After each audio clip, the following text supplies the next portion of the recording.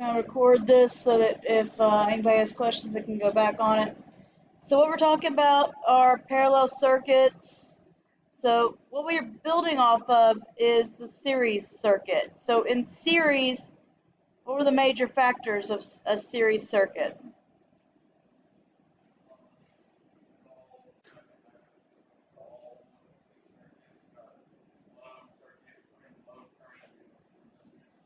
It's got, well, yes and no. The way a series circuit is connected is like a train, where you have one car after the other. Okay? That means that the only thing that touches the source are the conductors that touch the actual source. That makes any sense. So only the first and last loads are connected to the source. Current is constant. That is something you will want to remember because in parallel, current will change. Total resistance equals the sum of the resistance values. In other words, resistance adds. Put that in layman's terms. Resistance adds, right? That's been the great thing about series is that everything adds up together. The only thing that doesn't add is current, and that's because it doesn't change. Sort of like a one-lane highway. Is this flow going to change if you got somebody going 10 miles an hour down that road? No, you cannot go behind them and go 50 miles an hour. You'll run them over and they won't be pleased. So current is constant, right?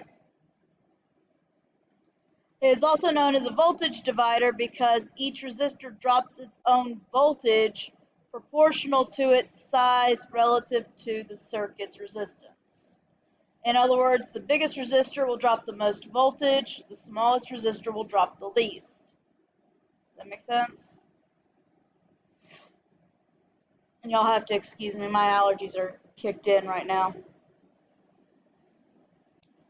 And that's talking about the actual resistance value, not the physical size, because physical size just means what? What does the physical size have to do with? Is it the voltage, current, resistance, or power?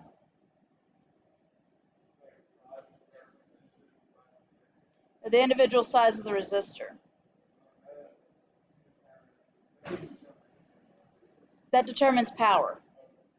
The bigger it is, the more power it can handle. So something like a 20-watt resistor might not be more than about 20 ohms. But this thing can be the size of me, about 5 feet tall and so on. They have big resistors for things like cranes, overhead cranes. You've seen the resistors that go with these things that help with the dynamic braking and the circuit loads and stuff. These things are huge. Alright, so the resistor with the largest ohm value drops the most voltage and produces the most power. The smallest drops the least.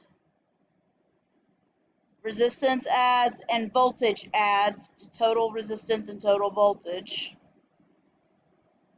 As you add resistors, your total resistance goes up, but your total current and power go down. And then the opposite happens when you take them away.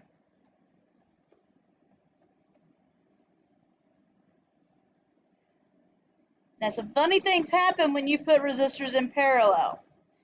Now, parallel, what do we mean by that? We mean that both sides of the load touch the voltage source. Does that make sense?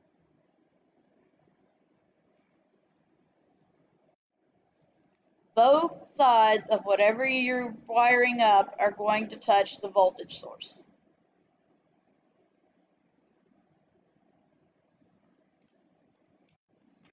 So each parallel path is called a branch. Total current is going to be divided among the branches. So if there is more than one path between 2 points, you have a branch. Okay? Yes.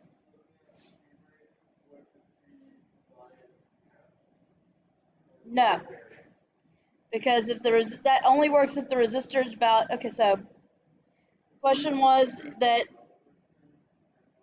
as long as the resistors are the same, you can divide the current in half if there are only two branches. However, if the resistance varies at all between the two resistors, let's say instead of a pair of 1Ks, you end up with a 5K and a 1K.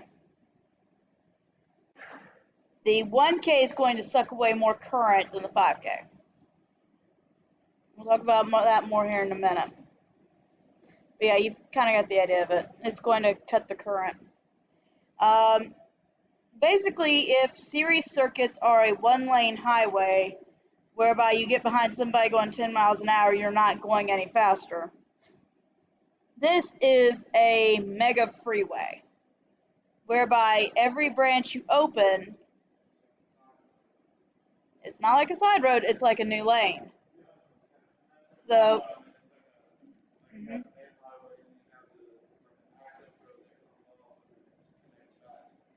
well, you got the main highway, but you keep opening lanes, kind of like they keep trying to do on 280. Open more lanes to allow more flow. Does that make sense? And that works in theory, but in practice it doesn't seem to ever work at all. There's a reason I don't go to 280. There's a reason I think 90% of Hoover, Alabama, Birmingham, Alabama area avoids 280.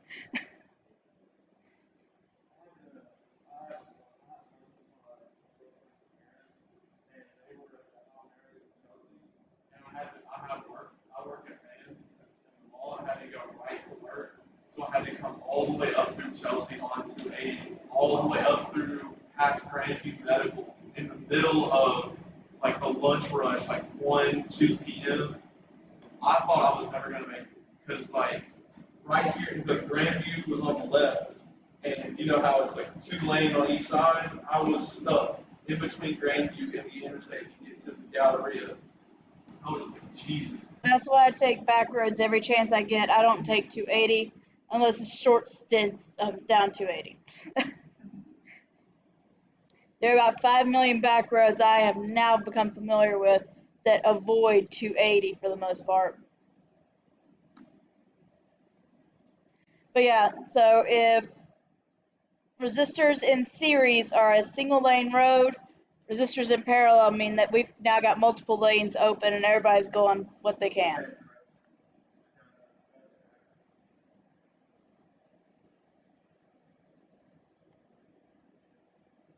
So instead of a little one lane road, we've now got 3 lanes open and we're all able to go what speed we want to.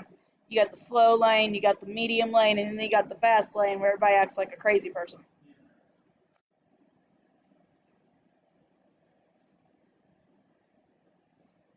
Everybody good? So examples of it parallel here.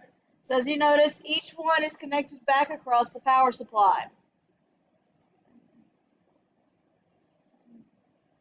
So here's my power supply here.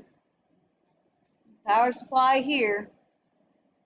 If you notice, each resistor is connected across that power supply. So what do you think is going to be constant in parallel versus in series? Voltage will be constant. What was constant in series? Yep, current was constant. All right, so all these are in parallel. How do I know? Because there's connection points across the main line. Does it make sense?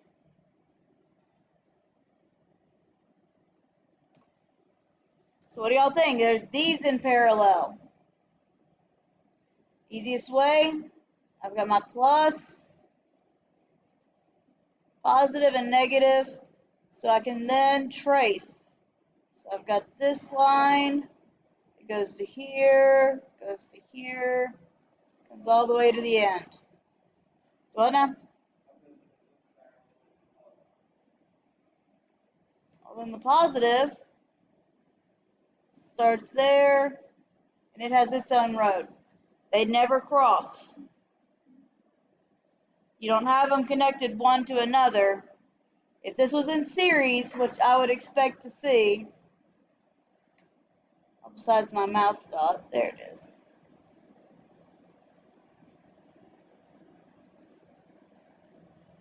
If this was in series, what I would expect to see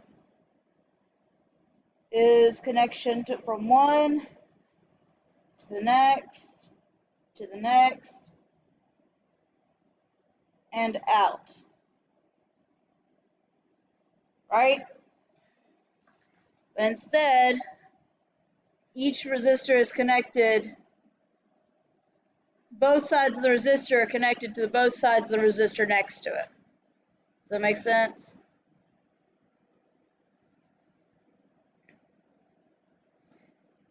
Alright, so every resistor is connected to each other.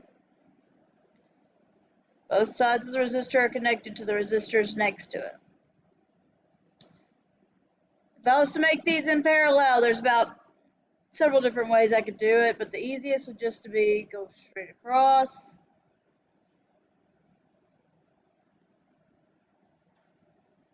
I could also technically do this.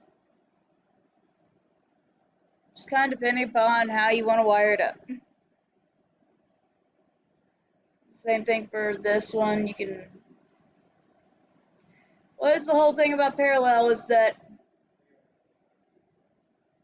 they got to keep, both sides have got to create a connection back to each other. Okay?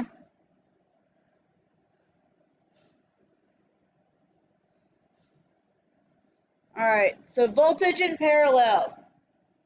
So if each parallel branch is connected across the supply voltage, voltage total will be across each branch.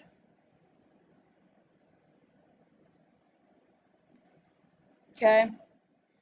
In other words, voltage will be constant because everything connects to this voltage source. Right?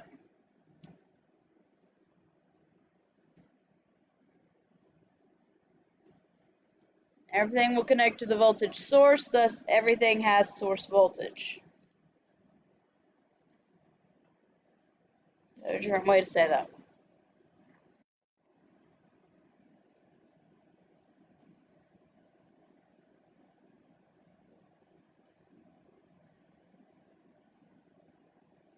So that's a little bit different than series, right? Because in series, only the beginning of your first resistor and the end of your last resistor connected to your source. Now, every resistor is connected to source. So what about the system in your vehicle?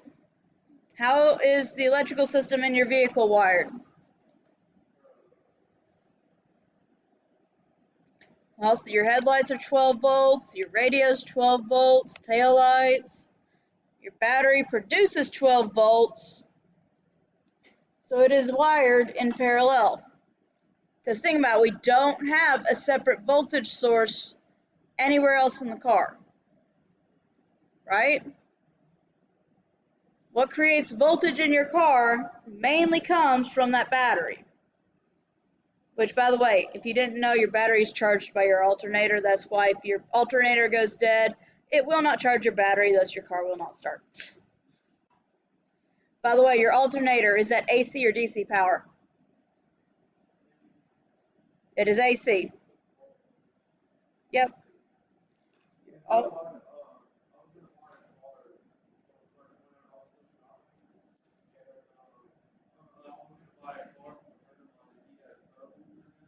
He had already been through like 4 alternators, and I was like, you know what? I'm good with it.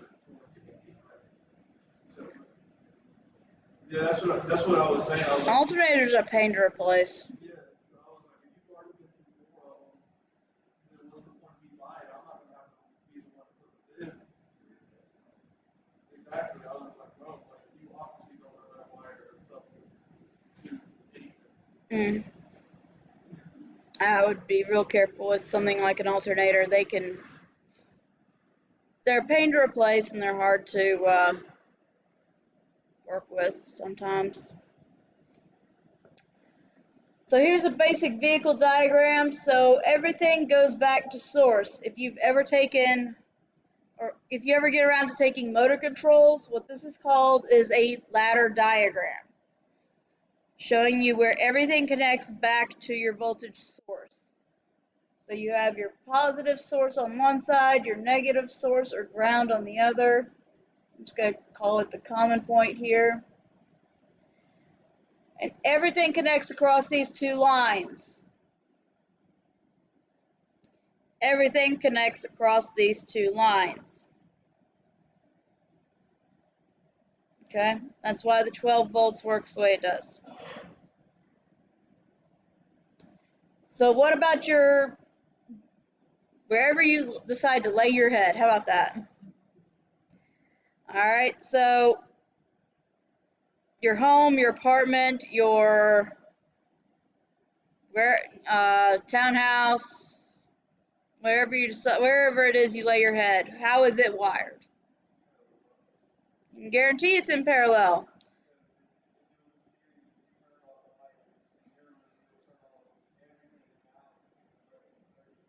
Exactly. If you turned off lights in one room, chances are you'd turn off the lights in the whole house. Which, by the way, since everything's connected across a main breaker, technically everything is almost a series circuit.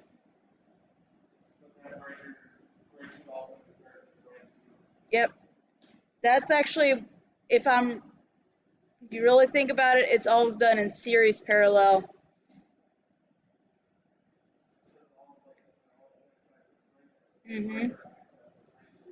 Yep. So, I don't know how many of you know this, but all the voltage available on your voltage receptacles, in other words, your plugs, that's 120, roughly. I won't say it's exactly 120. That's dealing with AC voltages. You get all sorts of weird things on AC. The way your lights operate, everything operates that you can get to. Let me back that up. Everything that the homeowner can get to and work on and typically deals with is going to run on 120. So that's everything from your lights to your power receptacles to your microwave. All that operates 120. That's called low voltage receptacles, which basically means that if you get across it, you're going to hurt yourself, but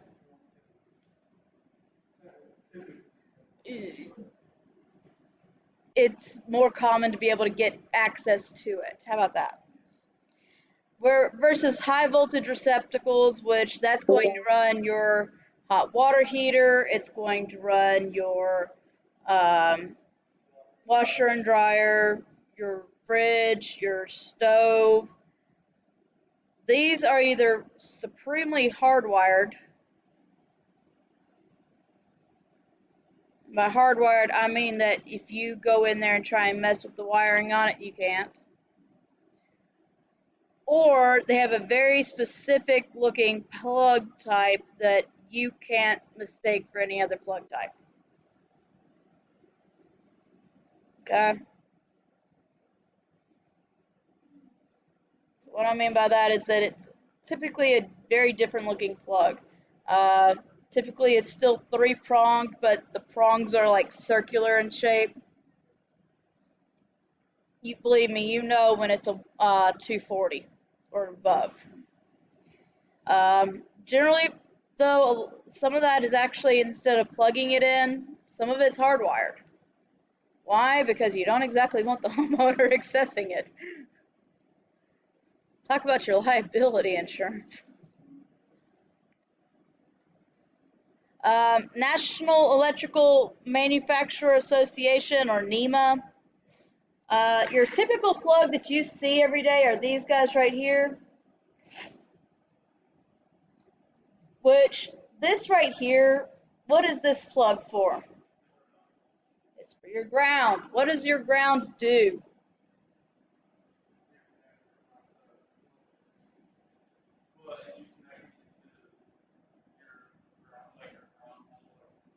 Yes, you're trying to connect it to your grounding rod or some way of pulling off excessive current and voltages.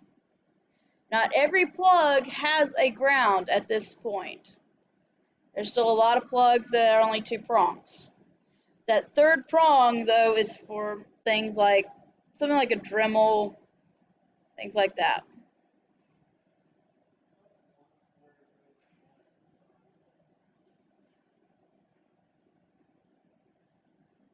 Alright, so you're talking about this guy right here. He handles higher amperage than this guy.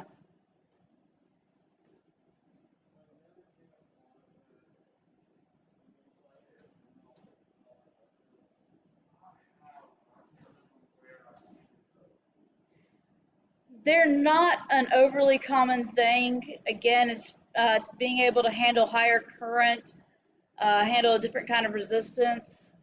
So you're typically talking about power tools and stuff that's going to draw a lot of current, especially on initial startup. If 99.9% of the time what you're going to come across are the NEMA, the first one right here, the white one. This is the one you'll typically come across. If I can get mine. So this guy's what you'll typically come across versus this guy.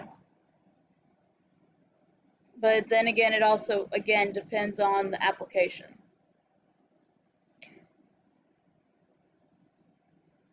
By the way, if you ever end up traveling over in Europe or anywhere else, you won't see any of these plugs.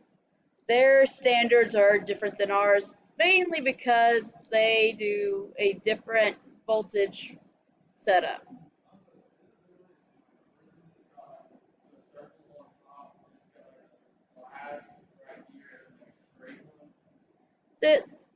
They do all sorts of weird ones out there.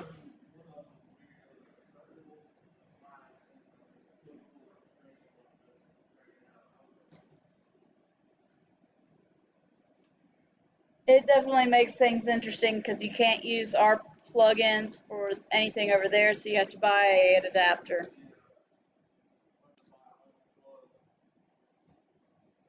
Well, these days, since everything is able to be run on uh, the the USB cube, it's not that hard to just change out the cube.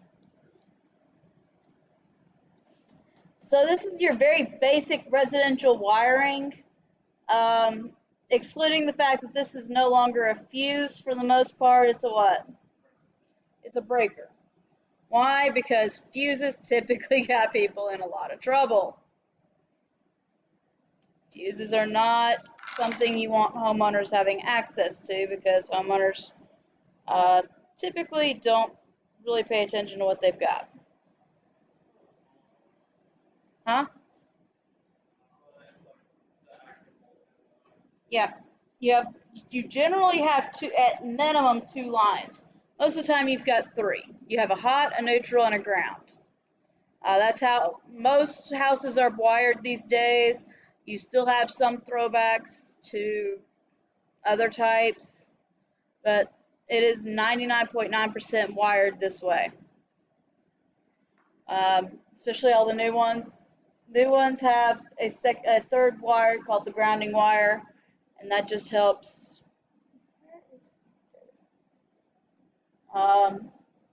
keep everything from going crazy. So you have your hot line, you have your neutral line, and everything goes across both. And again, you don't see fuses anymore, you see circuit breakers.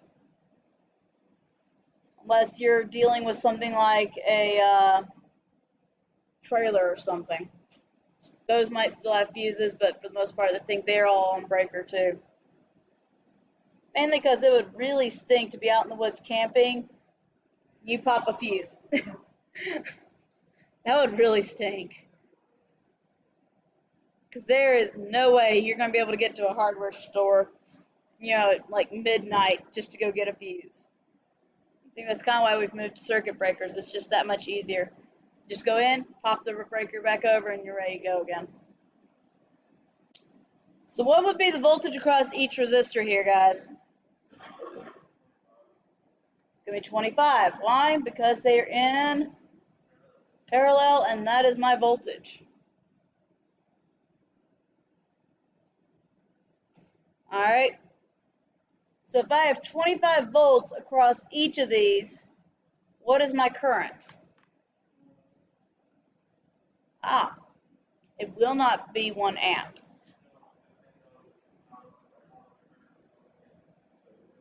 It's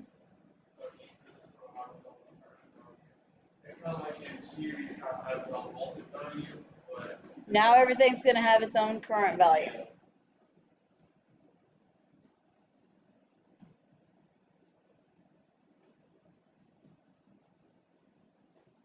so instead of voltage drop, it'll be amperage drop, basically.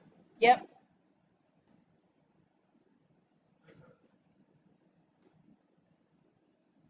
And never really look at this and say that's your current total, because it might not be. What that is what is this symbol for anyway? That is the symbol for a fuse. So what does that mean? If it's a symbol for a fuse, what is the fuse rated at? It's rated up to 1 amp. So be careful looking at your symbols on these guys.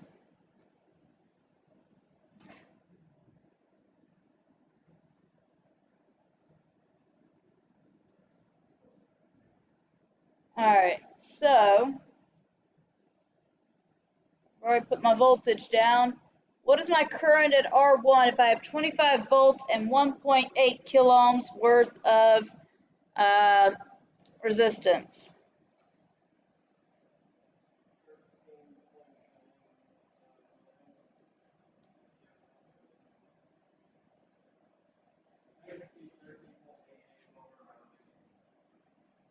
That's fine. What about at R2 with my 1K?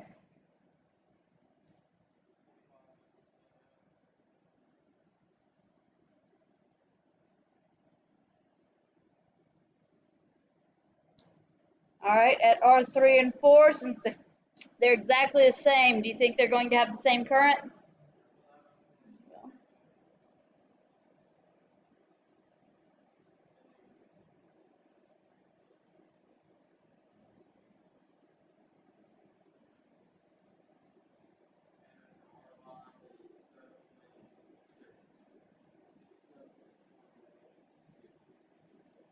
Well, 7.57 repeating. It would be 7.5.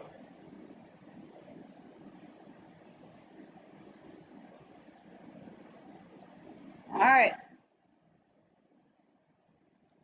Not that hard, right? You can. That is exactly what you have to do with this, guys. You have to add for your current total. So you would add 7.58, 11.36, 11.36, 25, and 13.9. My total is 69.2.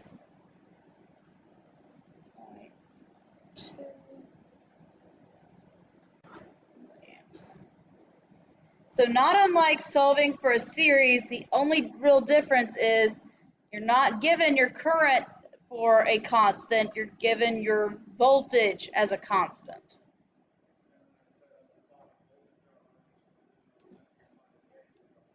You're finding a current drop, yes. Okay. Does this make sense, guys? Okay. So let me put something to you this way, and this is something that a lot of people seem to struggle with. Ohm's law and Watt's law are laws, and they're a law for a reason. They're not going to change no matter what kind of circuit you're using. V will always equal I times R. P will always equal V times I. Okay? I don't care if you're in series or parallel or series parallel. Ohm's law is law. Watt's law is law. They will not change, okay?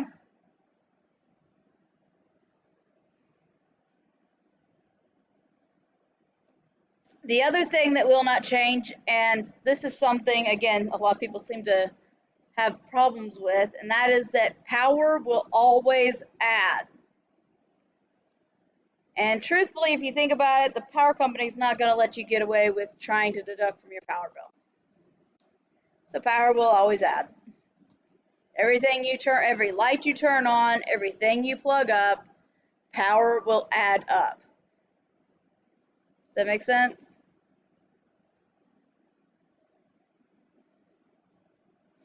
That's why I always think people that are crazy enough, they are going to go through their whole house and unplug everything every day so that they can save a couple bucks on their electricity bill are a little insane.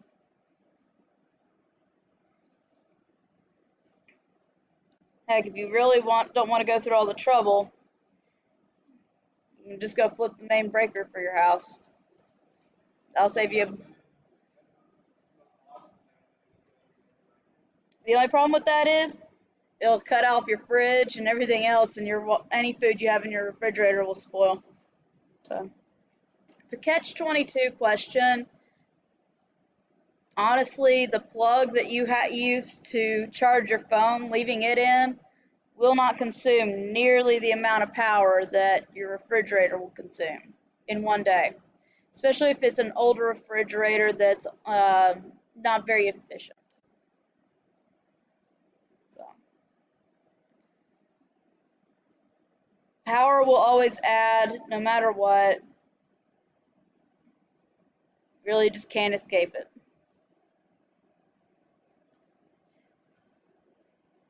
Alright guys, I'm going to give y'all a bit of a break for this, and we'll come right back and keep going.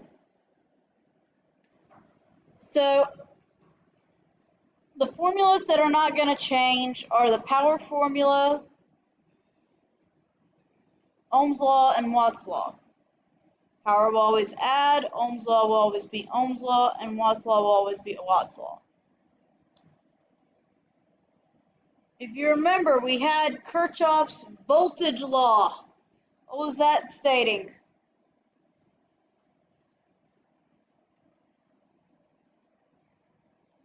What was the voltage law, guys?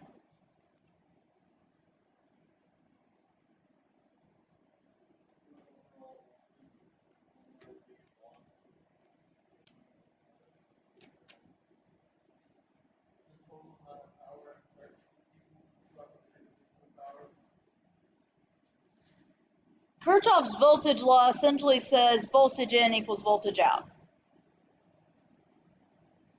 Whatever voltage you put into a circuit, you will get that same voltage out the other end. So in other words, if you've got a single road down, let's say you're going down Morgan Road. Y'all know where Morgan Road is in Hoover? Basically, all the cars that go on to Morgan Road will have to come off Morgan Road eventually. It won't stay there ad nauseum. Okay. So Kirchhoff's current law is that basically is saying the same thing the voltage law did, only it applies to current in parallel. And that's that current in equals current out. Does that make sense?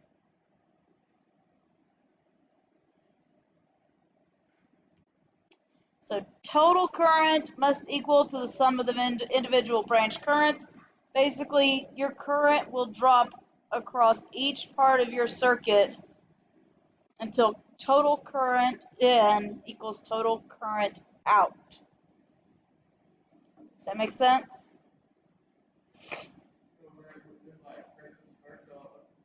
Kirchhoff's voltage law, it would have to add back, say your voltage source is 12, each of your individual voltage drop would have to add back as well.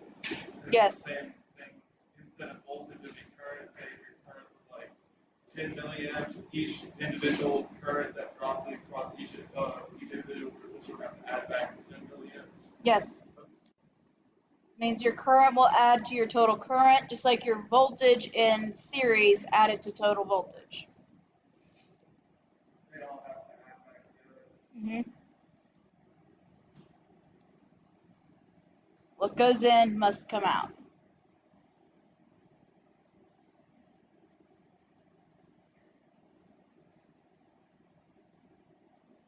Just like the law of gravity, if what goes up must come down, what goes in must come out.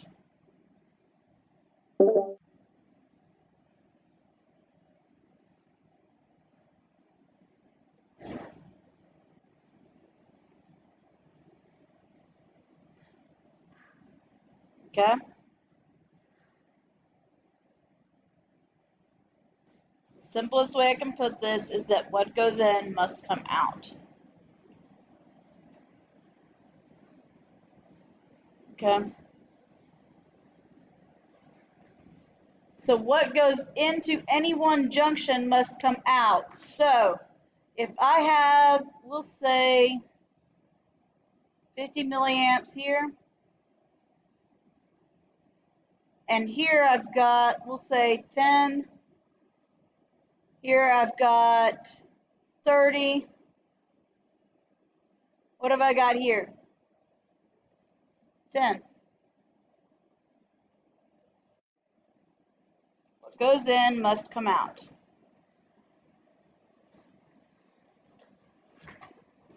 Now just using a rough way of doing that. Believe it or not, there is a question on one lab that does the same thing here. Only they just give you this section right here and ask you, here's this out, here is this in, here is this in. What is it going in or out for that last one? If you remember, Kirchhoff's current law means that what goes in must come out. It's a very easy question to answer. All right, so for example, total current is 24 milliamps. Both of these are equal resistors, so that goes back to what you were asking. Are your resistors equal? Will they have the same current? And the answer to that is yes.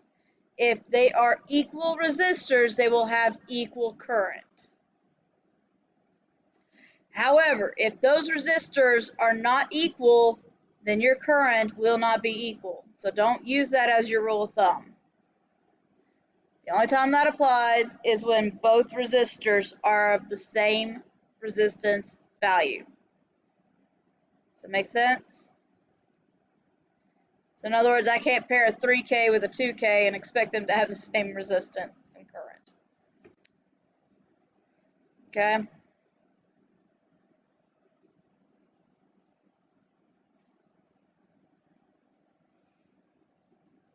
So the whole thing about this is this guy right here. What this is actually representing in this schematic is a connection point. That is where your branch happens. That is where your junction is. So what does that mean to you? Well, what that should mean to you is that if I've got a river of current, this is where my river is going to branch off into two separate rivers, or two separate streams, if you will. And then once they come down towards the very end of those streams, they recombine into one mighty river and go home. Does that make sense?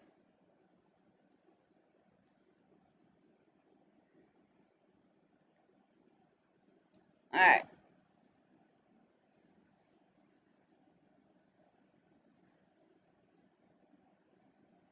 So when it comes to total resistance, current, and power, now the fun thing about this is going to be the resistance.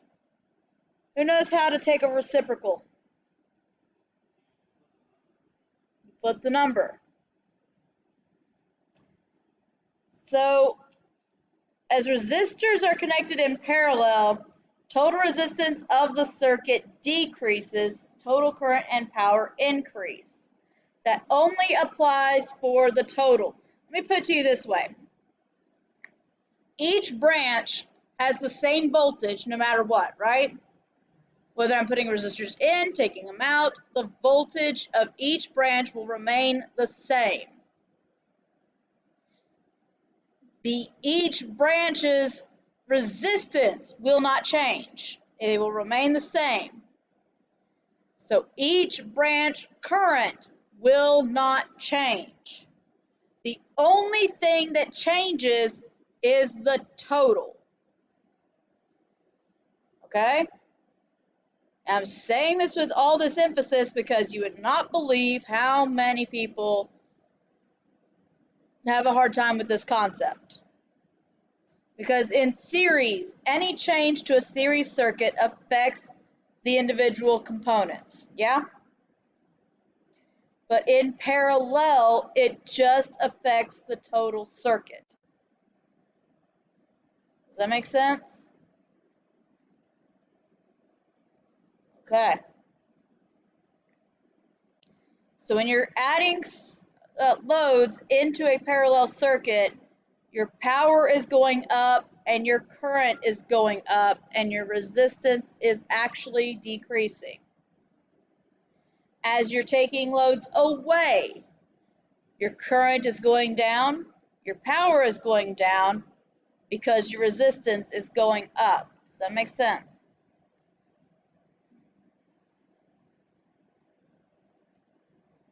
And the biggest thing to remember is that with resistance in parallel, total resistance is less than the smallest resistance value. We'll see why here in a minute.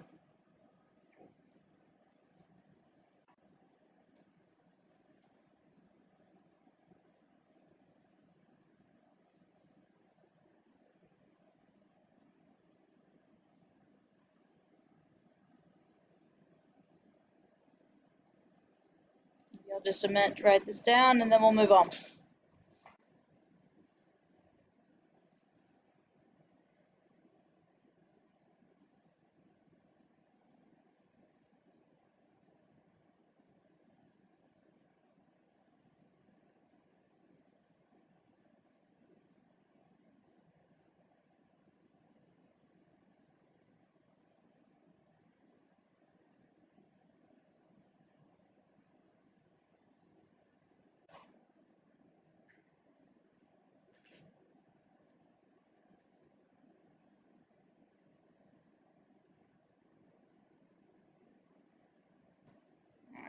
So the hard and fast rule of parallel is that no matter what you're changing in the rest of the circuit, the individual branches will not be what? They won't be affected, right? Think about it this way. If you have, let's say, 2 lamps plugged into the same light socket, okay? If I turn both lamps on and then turn one lamp off, is the other lamp affected? No. Why?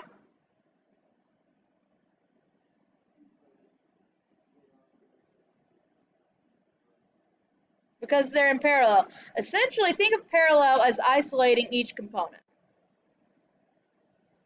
The only bad thing is by isolating each component, when one component goes bad, it pretty much drags the whole circuit down. Parallel has its downsides. We'll discuss those in a minute. Y'all good with this one?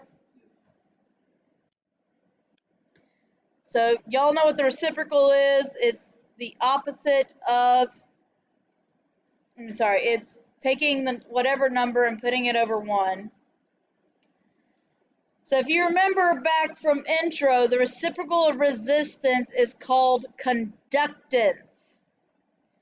So basically, if your resistance is a dam on a river, some water still has to come through that dam, right? You can't block it all off, otherwise the water will just come over the top, right? So what is let through is called the conductance. So what we can do And what we have to do with parallel circuits is we're going to add the conductance of each resistor and take the reciprocal of that to find total resistance. Does that make sense?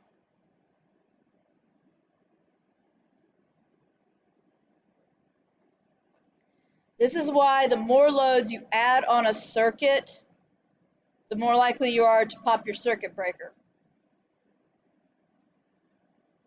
Okay? Because your total resistance is decreasing, your total current is increasing. Until you hit the threshold of the circuit breaker and or fuse, at which point you pop that sucker and you have to go reset it or replace it.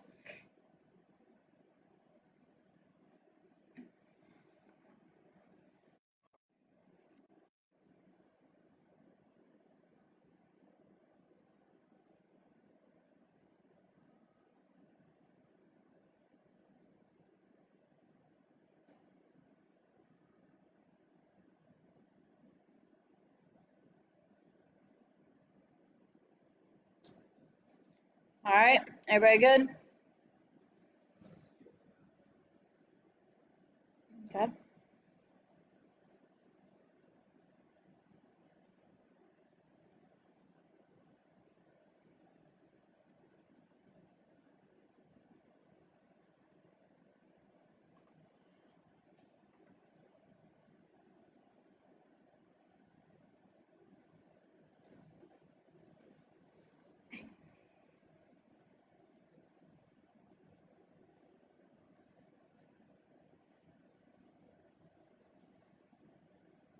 So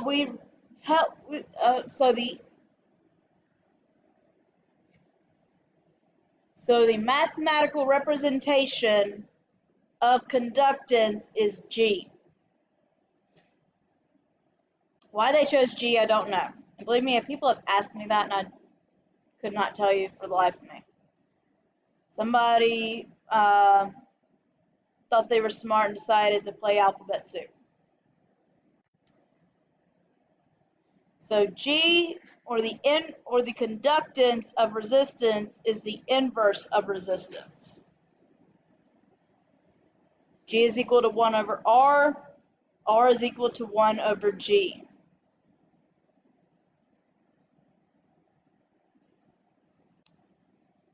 Okay? Everybody good here?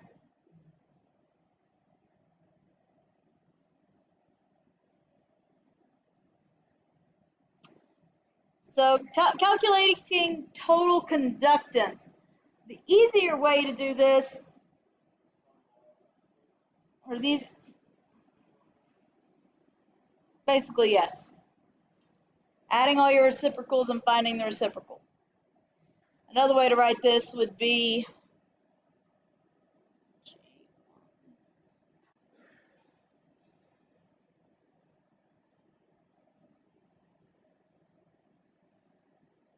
sorry, that's supposed to be a G. It's not working out well for me here. Trying to do this on a computer is kind of plus dot dot dot equals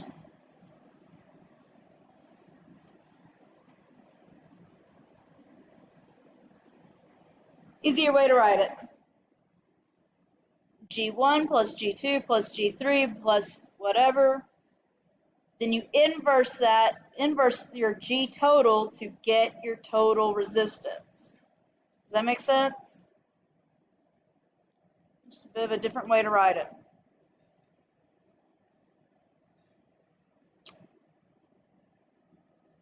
All right.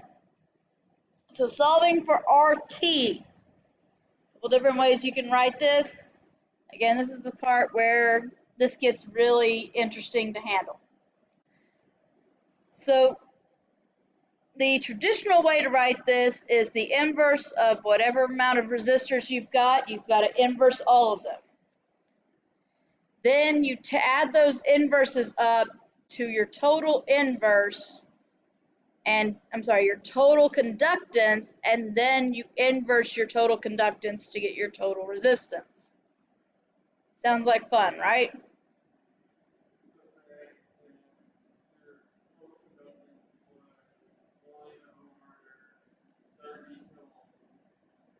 Mm-hmm. Your resistance to after you find 1 over 30 kiloohms, you just split it back and it would be 30 kiloohms.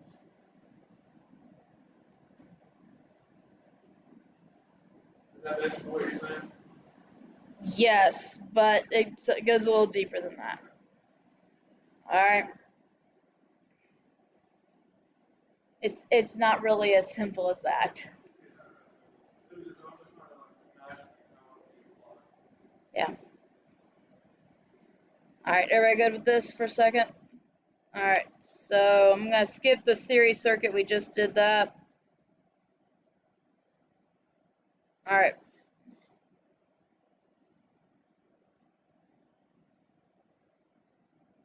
All right, so total parallel resistance. Um, a lot of this seems to get repetitive sometimes. I'm trying not to get too repetitive on y'all because I know that just gets aggravating and boring after a minute or two. But the total number of paths affect the total resistance.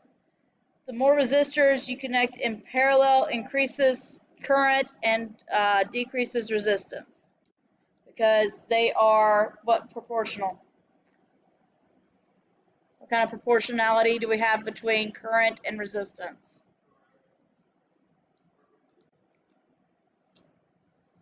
They're inversely proportional. When one goes up, the other goes down. Or it's not is it inversely? I might be using the wrong word there. Huh? I can't remember. The particular term for that is escaping me right now. So Ohm's law, again, Ohm's law does not change. And it will especially not change for the individual branches. If your voltage doesn't change, your individual resistance doesn't change, your individual current will not change. What will change are the totals. Keep that in mind, please. That's what kills a lot of people with this. Okay, so for solving for Rx, there's a couple of different ways. If you can find your voltage and you know your current, voltage divided by current. If you have your power, you can divide by your current squared. Or you subtract all the resistances from your resistance total. There's a couple of different ways to do this. I'm trying to get to a point where we'll have some problems to solve here. Solving for IT, I guess Ohm's law here, guys. Same as I of X, V divided by R, P divided by V. If you have P and R, you can square root of P divided by R. The easiest thing to solve for is voltage, because voltage is what? Current times resistance. Voltage is just constant in this particular case, so anytime you find voltage in one place, you found it. Yep, just like whenever in series we found current and applied it to everybody. If you can find voltage, it applies to everybody. All right, so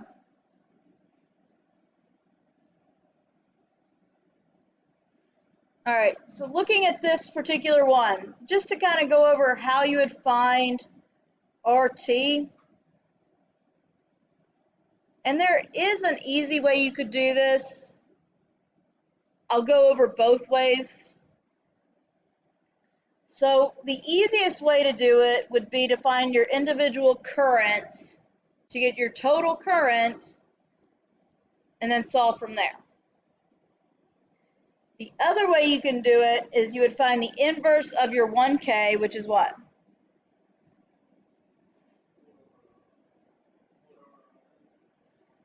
Not over 100, so 1 over 1,000.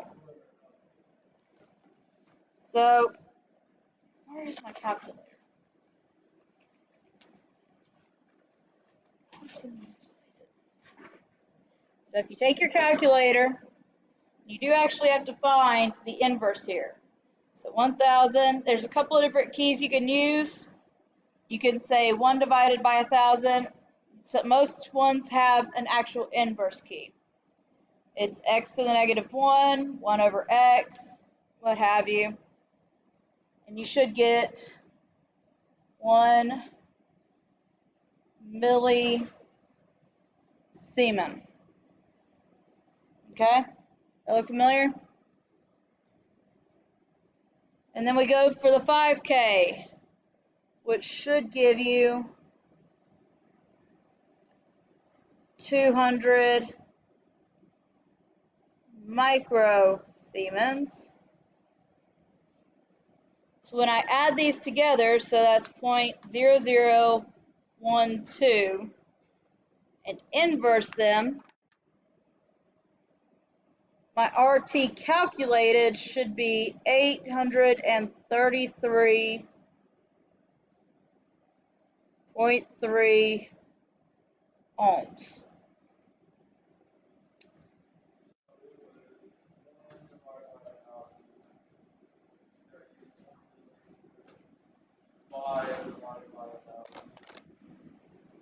No, not 1 divided by 5,000.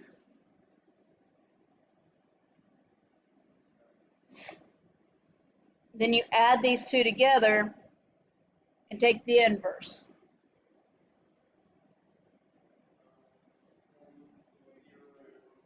So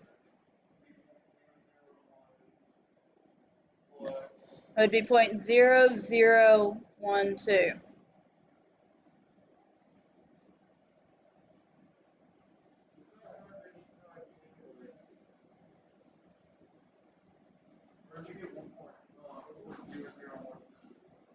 By adding these two together, putting them in decimal format. Siemens.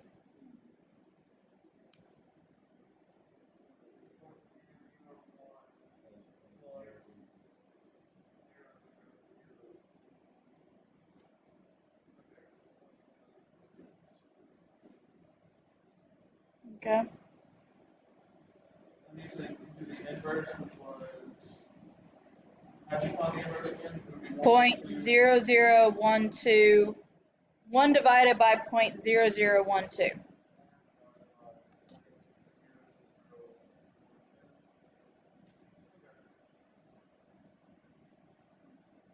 On most calculators, you actually should have an inverse key, which makes that go a lot faster.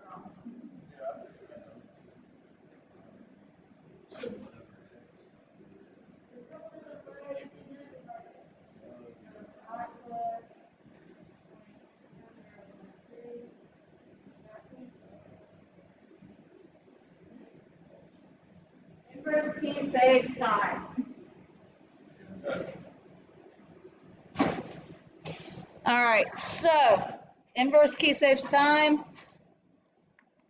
The other way you can do this is you have to acknowledge that 12 volts will be at each of these resistors. Okay. What is my current for the 1K?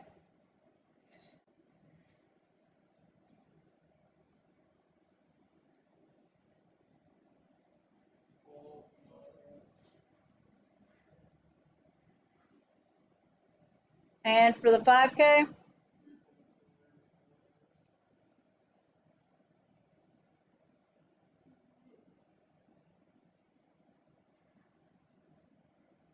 Okay, what is my I total?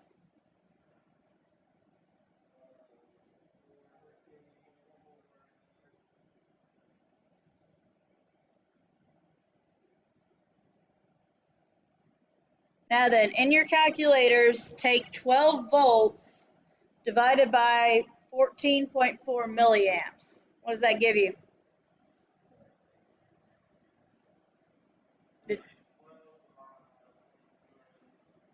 Zero, no, it's just 1 0. 4.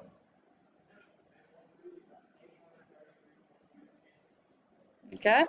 So that's how you know you did it right. That's one way you can verify.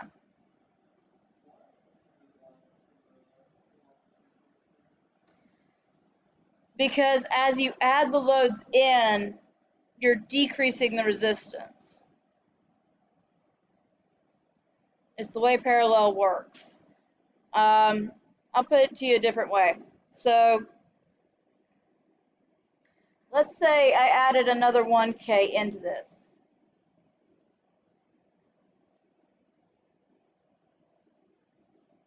Okay? So 12 volts, 1K, 1 millisiemen of current, conductance, and 12 milliamps. Now then, this kind of goes back to what I was saying earlier. You have not changed the individual branches, have you? You haven't. Because 12 volts is still 12 volts. Your individual resistances haven't changed, so your individual currents have not changed. But something has. 1 millisiemen means that my resistance will change. We don't know if it's going to be going up or down, but we'll figure that out here in a second. My current, though, has definitely changed because it's gone up. Why?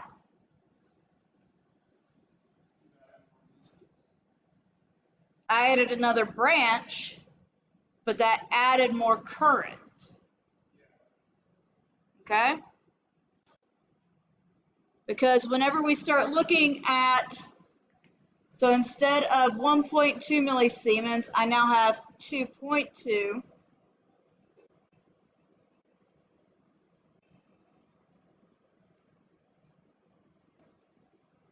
When I put that in my calculator,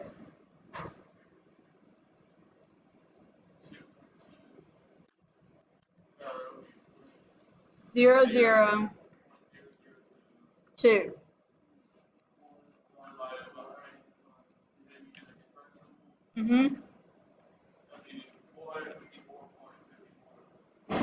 So it went down.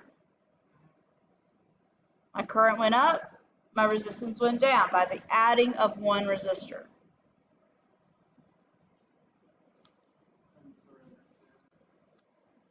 Does that make sense?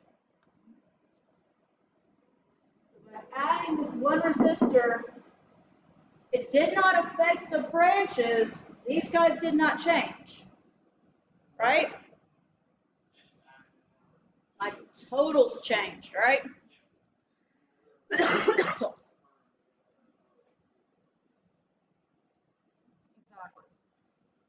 This is what the big problem with parallel is that, and this is why so many people have gotten in trouble with electricity. Because you as the homeowner, or you as the apartment owner, you want to plug in all your stuff, right? And this is what gets people into a lot of trouble, kind of like at Christmas time. Christmas time is a major hot spot for fire, right? Why? Because, oh, I want to go, if you've seen the commercial for Geico where the guy literally ends up a giant shining spot on the earth because he plugs in everything and his house is just covered in Christmas. Now, what would happen? You know better now. What would happen is you plug each of those in. Your current's going up, your resistance is going down, and that's going to cause an issue, right? This is what happens every year because somebody does it all the time. And this is how so many people got in trouble with the fuses in their house. This is why we've gone to circuit breakers. Because people will plug into every plug imaginable, right? So if I've got 20 plugs, I'm going to plug into those. And I might not even just plug into those. I might decide to take power strips or power cables and just start plugging in everywhere. And as I'm doing that, my total resistance is decreasing with every load I add. My total current is increasing until I do what? So you reach the threshold and pop the breaker or pop the fuse. Now, this goes back to my lecture on fuses of if you pop the fuse and put a bigger fuse in, thus the fuse does not blow before something else gives out, right? Then you get fire. Then you get shorts. Then you get problems. This is why, because everything in your house is wired parallel. And parallel is not exactly the most stable of things to wire.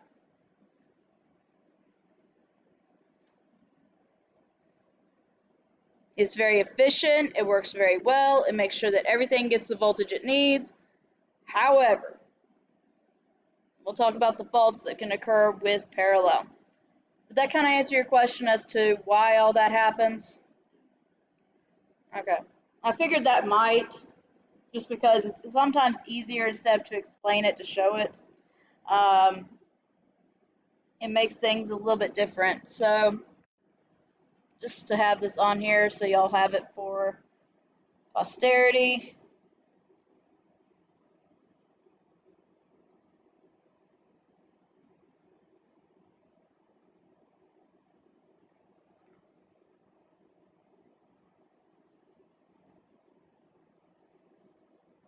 Just so y'all have that if you want to go back and watch these notes. So when we added that extra resistor, our resistance dropped down to 454.5 ohms because our conductance jumped up to 2.2 millisiemens, and our total current would have gone up to 26.4 milliamps. Didn't change the branches, but it changed the totals. Make sense? Make a little more sense than it did? Alright. This one is almost too easy, but I'll let y'all work this one for just a minute and see what y'all come up with.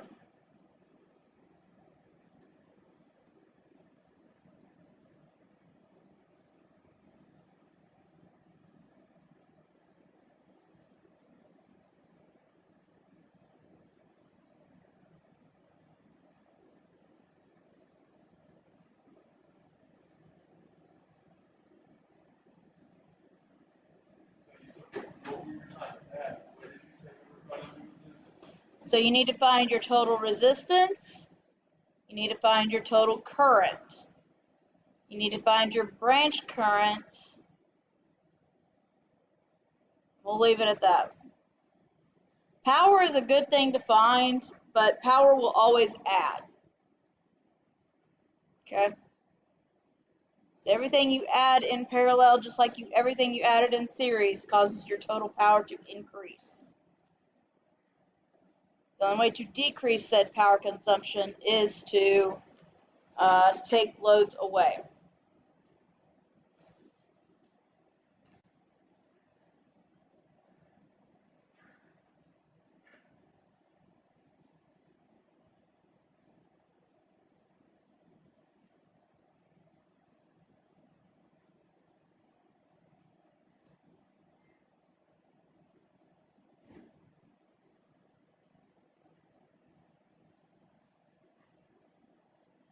So another way you can kind of think of all this,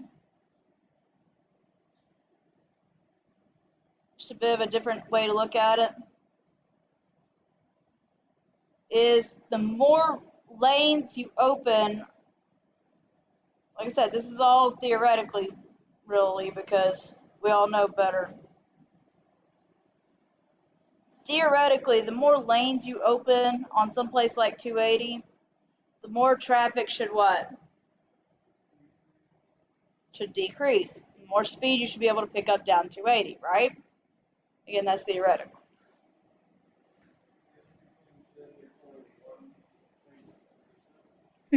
Yeah. Pretty much the biggest issue is there's only a couple of exits. So you can be in the fast lane, but you've got to go over 3 lanes of traffic to get off the highway.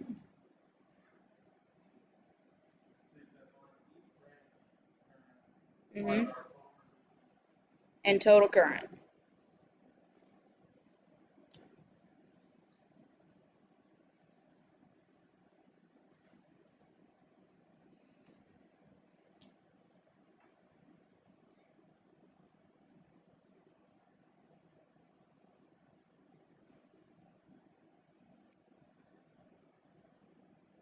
So theoretically, the more lanes you open, the more traffic should lighten up, right?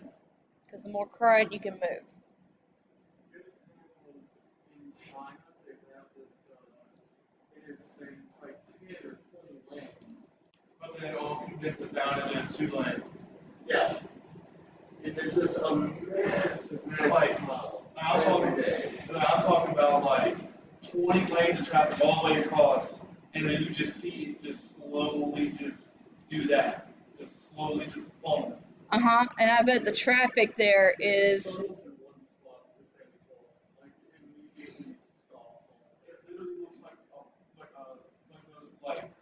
So basically, like if you're going 2059 into Birmingham, and all of a sudden you have to funnel into those 3 different lanes. Basically, like imagine like those big industrial water jugs that have like a big old bottom that holds all the water and then just the bottleneck. Yep. That's exactly what it is. That's exactly what you call it, is a bottleneck. Yeah, it's like this is like say this is the traffic, right? It's like lanes of traffic, they all right here, and you gotta go through right there to get to where you're going. Yeah, no, that sounds about right.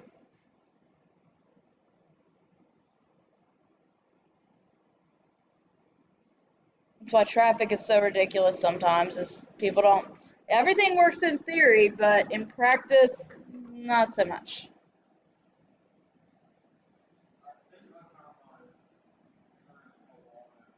Okay? Yes.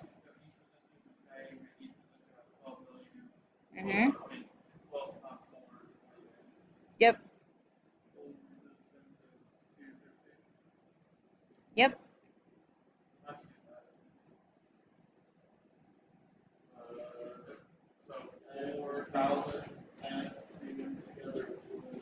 It's not going to be 4,000, so. 1 divided by 4,000. No, it's not 1 divided by 4,000. This is 1 millisiemen. 1 millisiemen.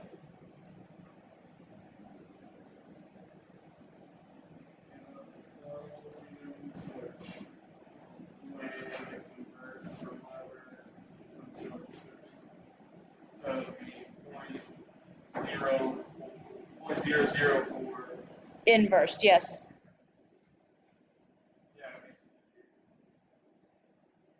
You're not adding your resistances, you're adding their conductances. That's one thing you've got to be real careful about with this, is that a lot of people get that urge to add the resistance, not the conductance. If you add the resistance, not the conductance, you will not get where you need to go. And the biggest thing you can do to check yourself is, you said you have 48 milliamps.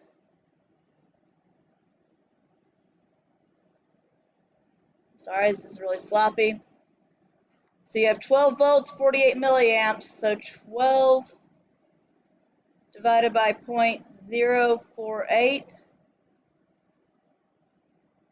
should give you 250. So use your current totals to check yourself.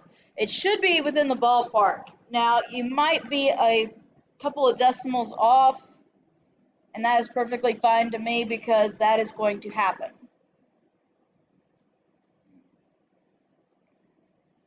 Does that make sense? All right, y'all want one a little harder?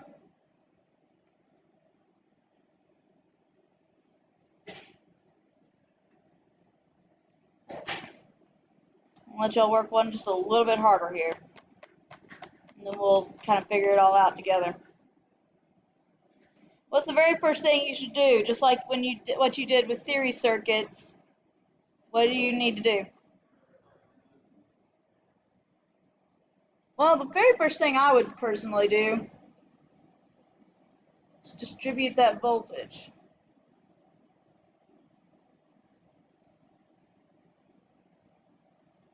Mainly because it's a visual thing.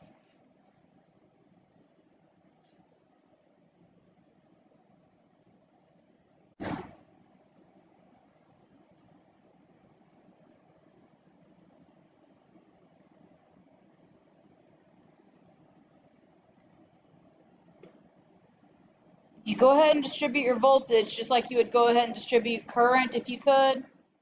It's a visual thing for you. It lets your brain sit there and go, okay, so this goes here.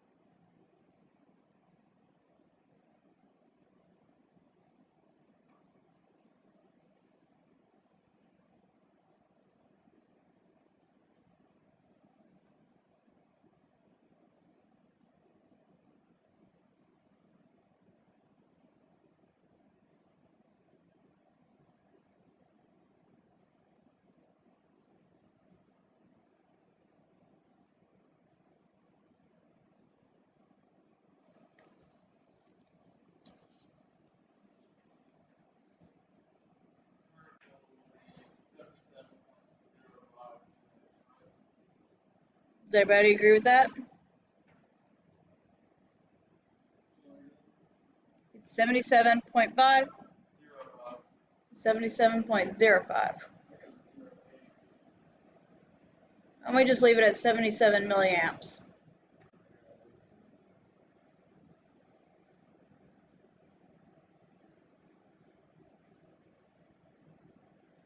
All right, so what is my current at R2?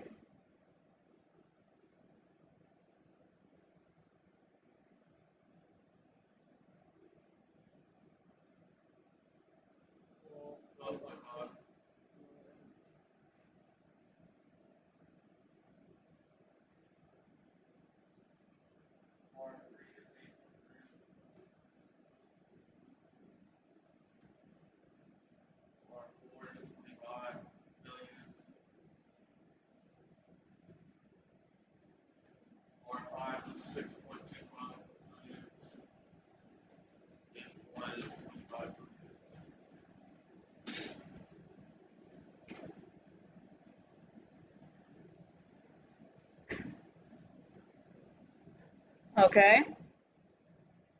So what is my conductance for R1 and R4?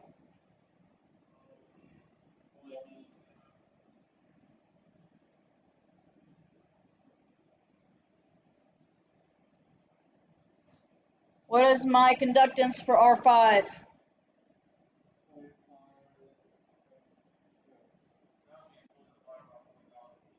Yes.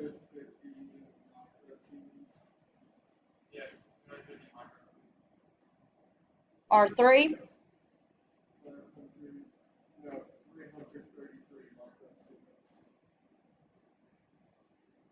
Okay, I looked wrong. 333 microsiemens. Yep. And then R2.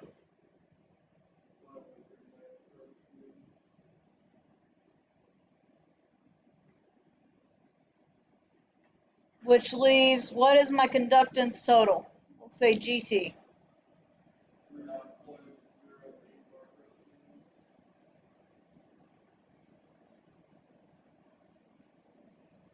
2 point what? 3.08.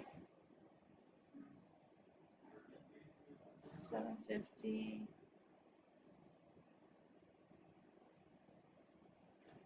So 3.08.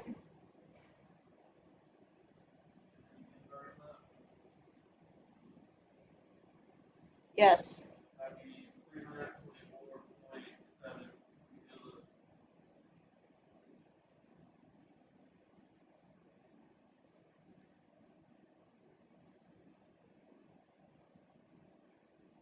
That would be 324.7 milliamps.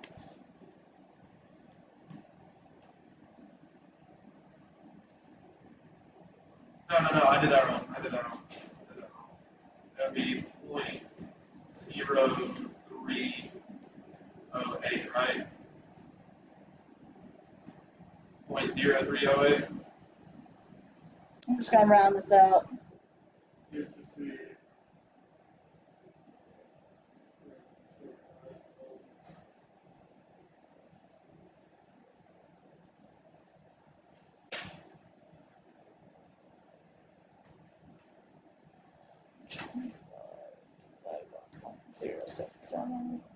So in decimal form, would it be 0.00308?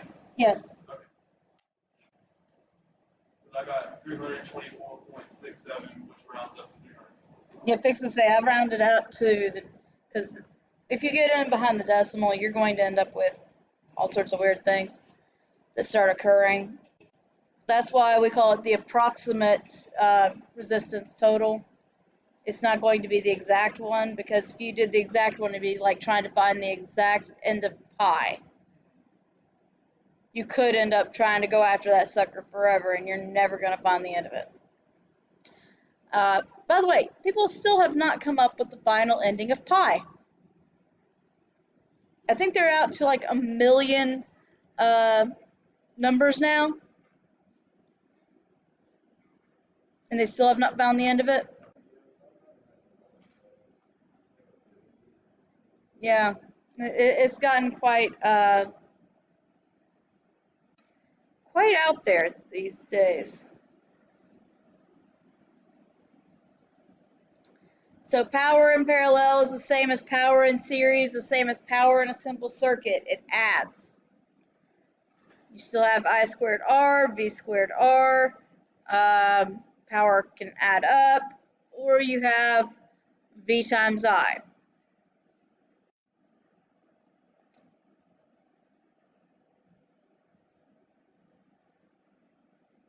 All right.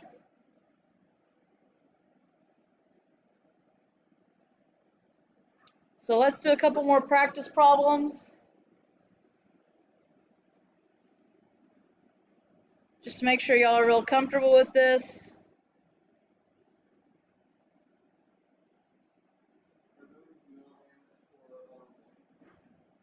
Yes.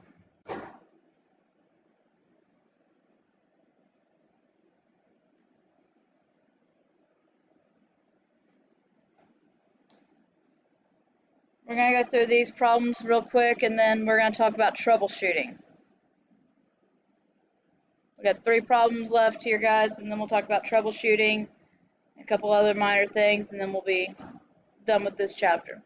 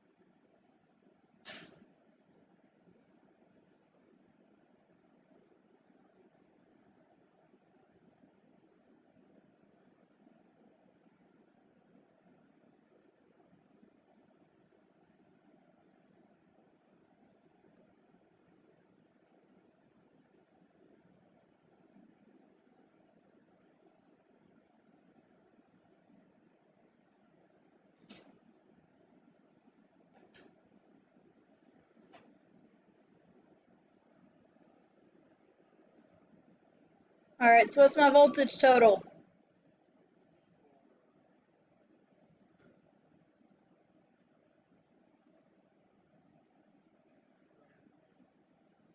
All right, so that applies to everybody.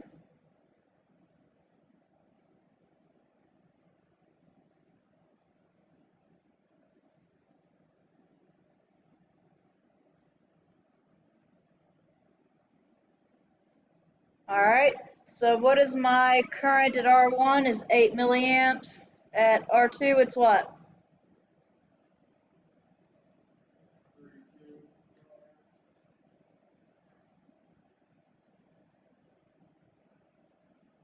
And at R3?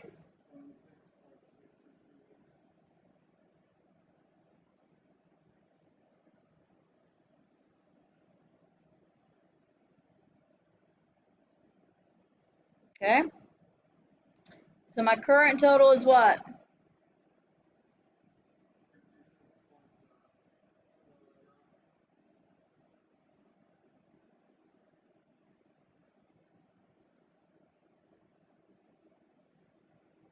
All right. What is my conductance for R1?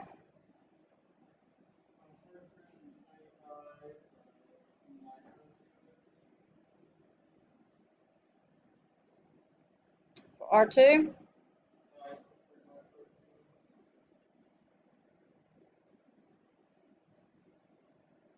And at R3?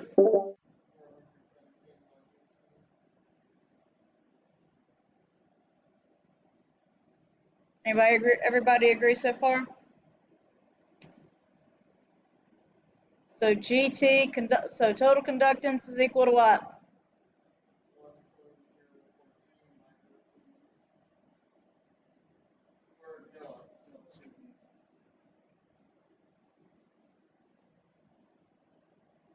It's 1 point what?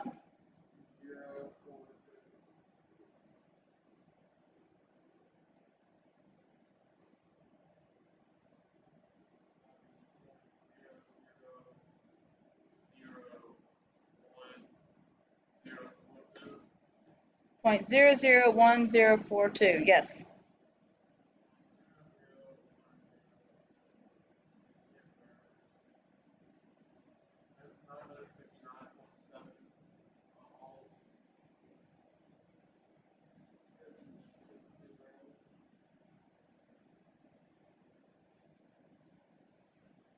The way we can check that is 64 divided by 0.0667 gives us what?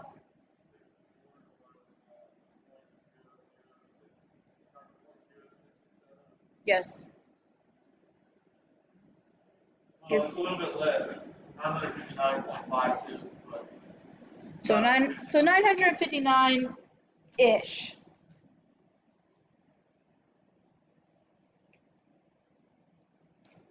Said always check yourself.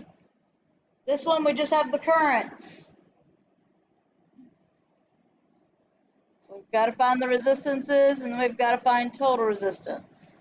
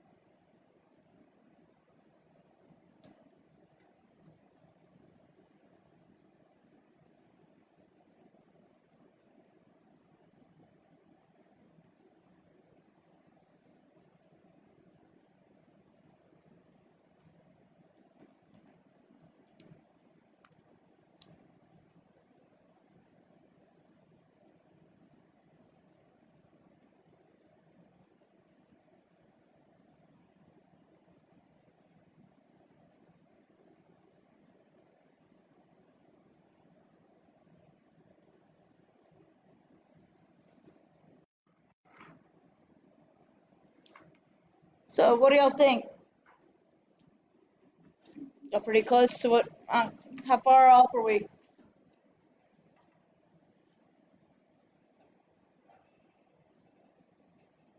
So first of all, you can find your current total by just adding up these currents. Should get 62.87 milliamps. Resistance at 1 should have been roughly 6.8 kilo ohms with 147 microsiemens. 2 should have been roughly 3.3 kilo ohms with 303 microsiemens. And then 3 should have been 5.6 kilo ohms with 179 microsiemens. RT should have been 1.6 kilo ohms. If y'all got that far. And again, I did a lot of rounding on this, guys, so if you're not exactly spot on, don't worry about it. As long as you're in the ballpark. All right, so last one, I'm going to let y'all loose with this one, and then we'll come back and sum it up and talk about troubleshooting.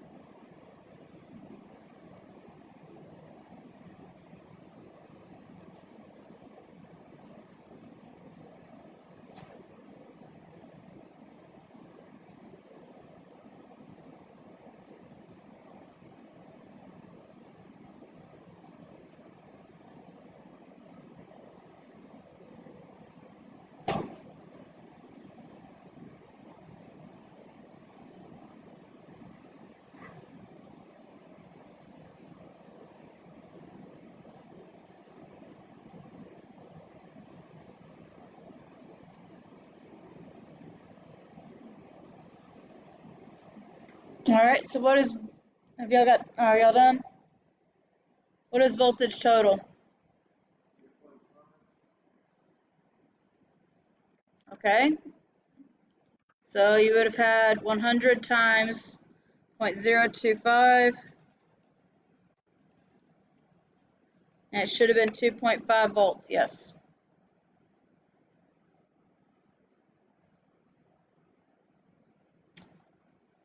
All right. So that 2.5 volts would have gone everywhere.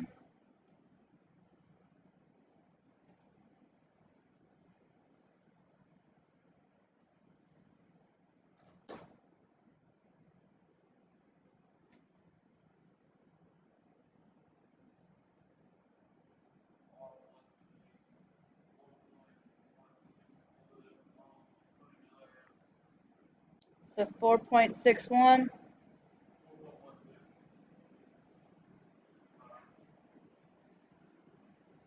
All right, R2.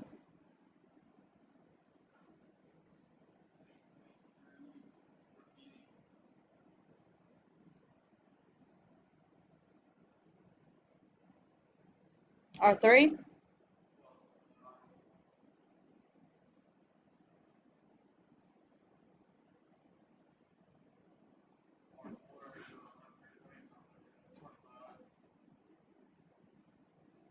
Well, of course it's 25. It's given.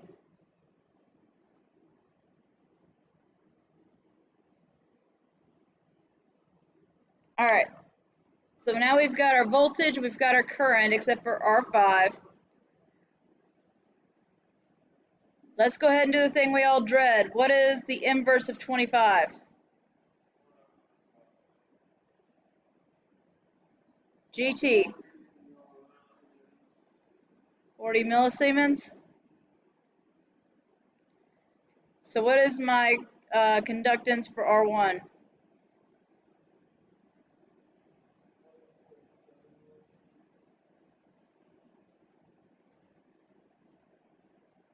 1.7.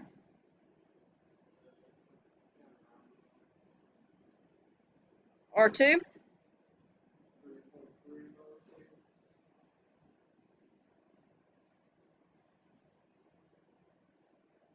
3.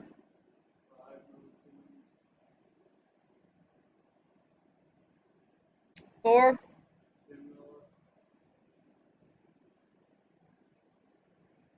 All right. So whenever I start working with this, I'm going to say, so 1.7, 3.3, 5, and 10. So I'm looking for something that's going to be 20 millisiemens. Everybody see how I was working with that? So what is R of R5?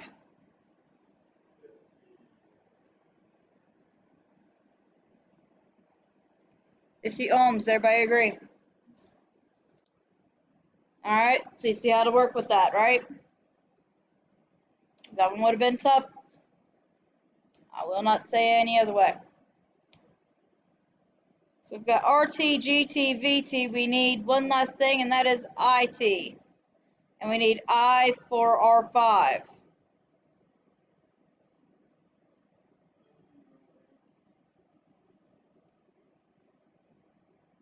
For R5, so we have 50 ohms, 2.5 volts divided by 50 ohms. That gives me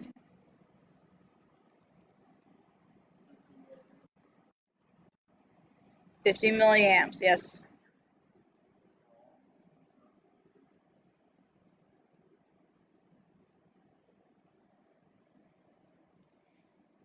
All right, so what is IT?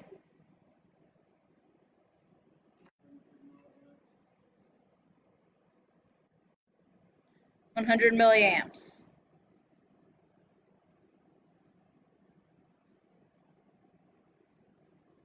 So essentially I should be able to add up all my currents to get 100 milliamps. So if I add 50 to 25, that's 75. And you add 12.5, 8.3, and 4.16. And you get fairly close with 99.96. So I would say round that up and you get 100. So, any questions on this one? Anyone y'all had problems? Any part y'all had problems with?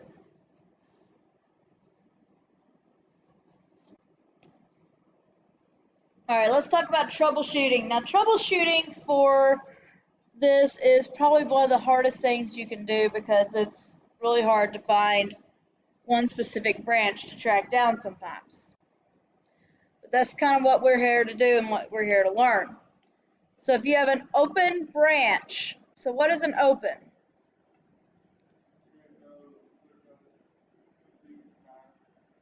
There's no complete path, but what was the rule of thumb I told y'all before the test? An open means excessive what? Excessive resistance. And a short means excessive what? Excessive current. So with an open branch, your total current will decrease, your total resistance will increase, which kind of makes sense, right? If I lose a branch in one of these circuits, my current will decrease, my resistance will increase. Happy day, all day long, unless you're having to find where a line has split. That's the part that's always hard to find. A main line open means no current flow whatsoever, means the circuit will be shut down. Now, comparing an open in a parallel versus an open in series. An open in series means what? Means the circuit will not work, right? An open in parallel. Not such a big issue, right? After all, we open the circuit in parallel all the time. Just by flicking a light switch, unplugging something. That's an open. A mainline open is just like with an open in series. It means that the whole circuit's not going to work. Basically, you've gone down to your basement and you flipped the main breaker. There's nothing in that circuit that'll work. Shorts in series, were they a big deal? Unless they got across the two main leads. Shorts were not a big deal. Shorts in parallel, do you think they're a big deal? Oh yeah. Opens are not a big deal in parallel, but a short is a very big deal. Because it means you have a short circuit no matter what. You're across the two main branches and you open up one of those branches into a short. So basically you turn one lane into a total interstate. Everybody goes to Autobahn. You know, you can go 1,000 miles an hour if you want to. Where's everybody going to want to go? Want to go to that short lane, not right? Nobody wants to go to the other lanes. They want to go to that lane that goes faster and faster and faster. Kind of like, which would you rather take, a back road or the interstate? Which one's generally faster? Interstate, right? Interstate you can hit 70, back road you can only hit 30. You're going to go interstate. Theoretically. And we're not going to talk about times of day, traffic patterns, and things like that. Just if you get a chance, you're probably going to go interstate over a dirt road to get where you're going. All right, so any short is a short circuit. That's why parallel is so much more dangerous than series. Because a short means excessive current. And if you do not have an overcurrent protection device, if you do not have a fuse, you will be in trouble with a short.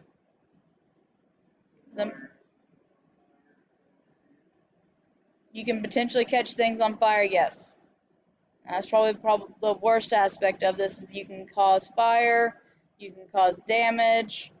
Um, you better pray that something gives up before something else does.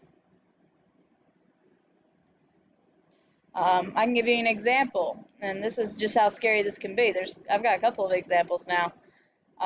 In my house, we have very weird wiring, to the point where the switches and plugs on the second floor, one of the guest bedrooms, activates and works our pond outside. Yeah, at the point where you're sitting there going, what Yahoo built that? Believe you me, we have asked ourselves many times that little question. Why would you put the switch on the second floor? Why would you connect the plugs on the inside of the house to the outside? Obviously, I don't think we're completely up to code. um, One day our pond quit working, and it wasn't until we went upstairs to that bedroom and found that a nightlight had shorted out in the wall. And I do mean like completely shorted out. This thing had melted. We had a short in the first place. Shorts can happen anywhere, anytime, any shape, form, or fashion. They are probably the easiest thing to do with parallel and also the most dangerous thing to do with parallel.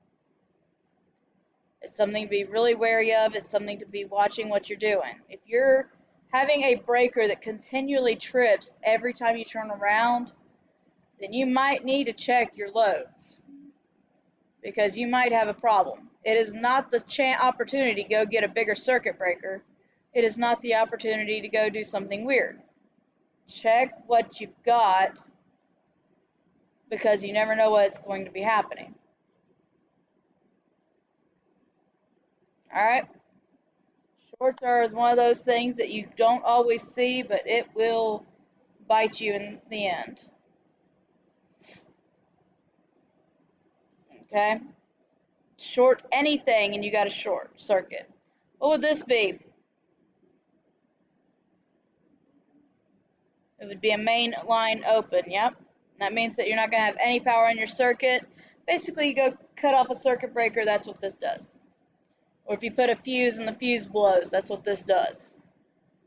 All my voltage, by the way, if this was a fuse or a circuit breaker and it broke, all my voltage sits to either end.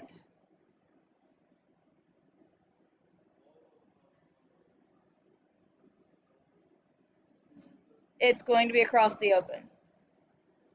You will find your voltage across the open. If it's a short, you will have no resistance. If it's an open, you will have all the resistance. Does it make sense? And then this would be a branch open.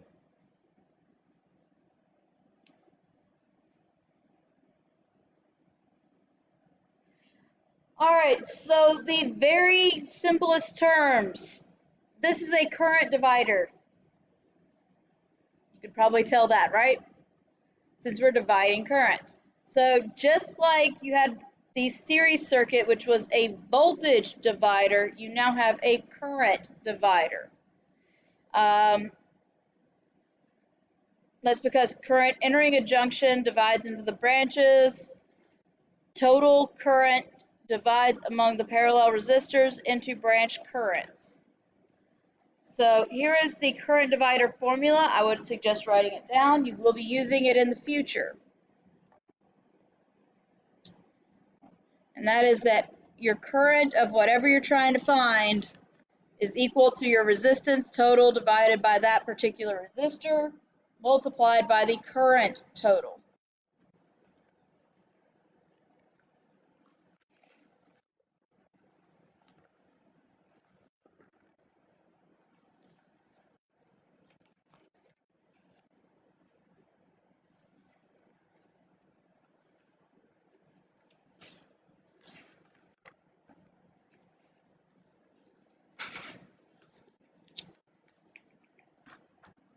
All right, questions on current dividers, guys?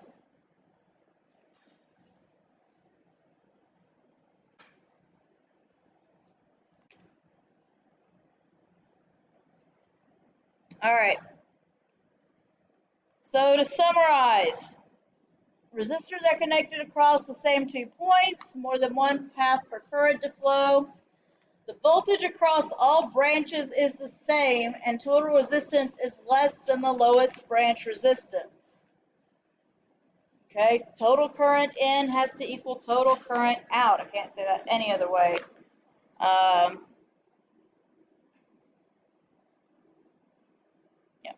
So total current is equal to the sum of the branch currents. The number of paths is equal to the number of resistors. Parallel circuit is a current divider because the current divides. That's kind of a restating the obvious. Total power is equal to the sum of all the individual powers. So here is what you need to review for your next test. And in the meantime, what I'm passing out is homework for you before the final.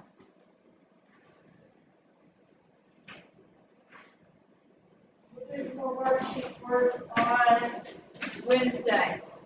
But these I want y'all to go ahead and be using for practice. And any questions on them, we will go over as y'all have them. We will probably be in lab on Wednesday. Okay? Y'all need to make sure you have your books. You need to make sure you have everything with you whenever you come in for lab on Wednesday. Because we will be in lab. Okay?